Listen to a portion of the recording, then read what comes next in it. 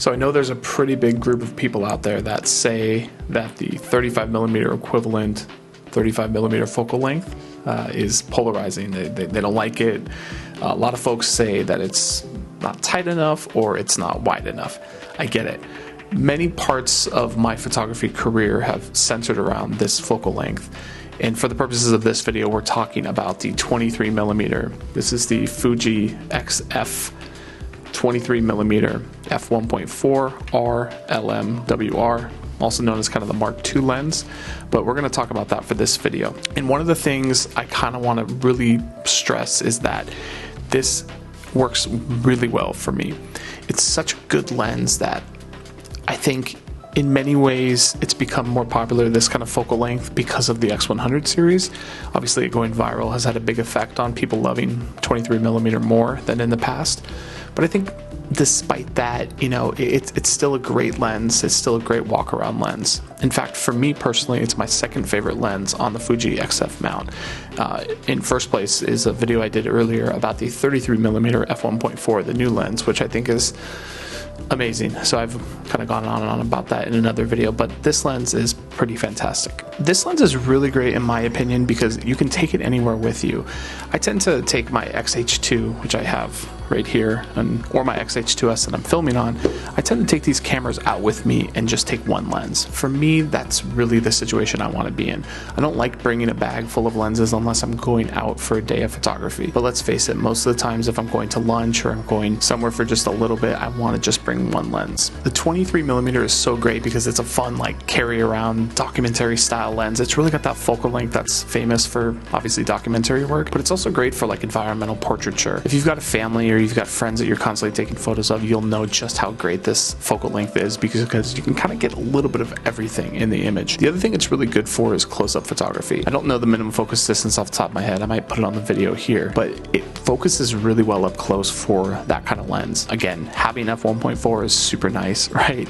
Getting those low light shots is really crucial on this sensor without having to bump ISO. I'm guilty of being someone who, you know, keeps my auto ISO at max 800 even if I'm in an indoor environment. Really stresses me out with high ISO, but obviously these newer sensors on these cameras have pretty great high ISO performance. I think another reason this lens is so fantastic is because the 23mm is part of this new, you know, lineage of Fujifilm glass. They all have linear motors, they all have weather resistance, and they all have this new optical quality, and it seems like Fujifilm is really pushing optical quality above all else. Yeah, the lenses are bigger than, you know, what they probably could do, but again, getting to f1.4 and making these lenses really solid in the optical department seems to be a big push for them. Without the 56mm in mind, everything else has the linear motor, and that does make a huge difference in autofocus. Yes, on the XT3, XT4, XT5, and all the new XH bodies, autofocus really isn't a thing, but having that linear motor is really nice. So look, this lens is so great because you don't really feel limited. Yes, if you don't like the focal length, you'll feel limited, but I think for me personally, I can take this lens out on a camera and say, hey, you know what, I'm going to take pictures of my family, I'm going to take pictures of people, I'm going to take pictures of the street stuff that I'm walking through, whatever the case. The only time I do feel limited, and I will be honest about this, is say I'm in the passenger seat of a vehicle, someone else is driving. If I'm shooting out the window, I feel like that focal length is really hard to get a composition. I don't know why that's a thing, but I think a lot of you know I'm talking about shooting out of a moving car. It's kind of an addiction for photographers, but that's where this lens doesn't do very well. The 33 or the 56 is going to get you a much tighter shot and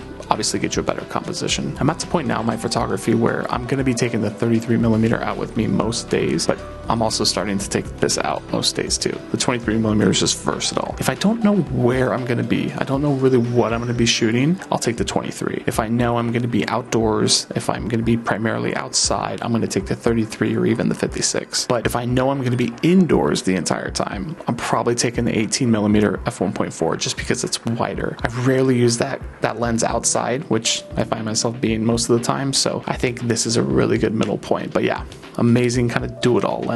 All right, before I go on any further, I want to say real quickly, if you're finding this video fun, entertaining, useful, whatever, please definitely subscribe to the channel and like the video. Obviously, you've heard it a million times, but it does help quite a bit. I would love to keep doing this as a hobby and have fun with it and hopefully share my thoughts with you guys, and most of all, have a conversation with you. So if you like what you're seeing, please subscribe. Tell me what you think in the comments, but for now, back to the video. Right, so I want to show you some photos. I want to stop talking. I'm going to run through a set of images that I've taken with this lens. I love it so much. I think some of the stuff I've gotten out here is pretty fantastic. I'll leave some comments afterwards and take a look at these images.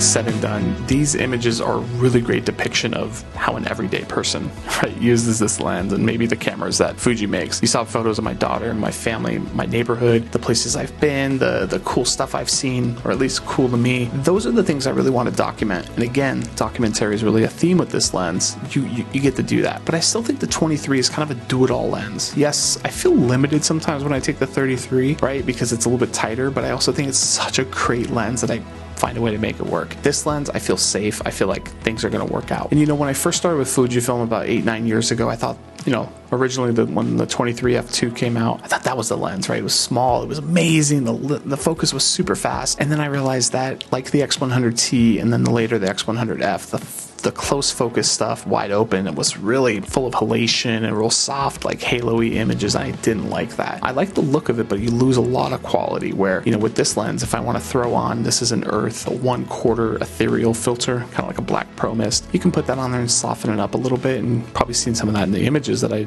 just went through. But again, I think having this lens is really, really strong. All right, so those are my thoughts on the 23mm f1.4 RLMWR, the new 23mm. Yes, I missed the focus clutch of the original. Yes, I missed the character of the original, but I think the original had a lot of, issues with it, with chromatic aberration, some of the loca that would show up in my shots. But past all that, technical details aside, I love this new lens. I'm glad I upgraded. I'm glad I sold the old lens. Yes, nostalgic wise, I'm sad, but personally, I'm really excited. Yes, that's the 23mm, my second favorite lens for Fujifilm XF mount. I think I'm going to do another video on the 56mm, which is over here. This is the new 56mm. I don't know if I get the focus. There we go. This is the new RLM, or not LM, it's just the RWR, kind of the Mark II. So that's coming soon. I'm loving that lens. I'm using it more and more. I'm forcing myself to, because compositions are a little bit tougher when you're kind of out and about with that lens. But with that being said, thanks for watching. We'll see you next one.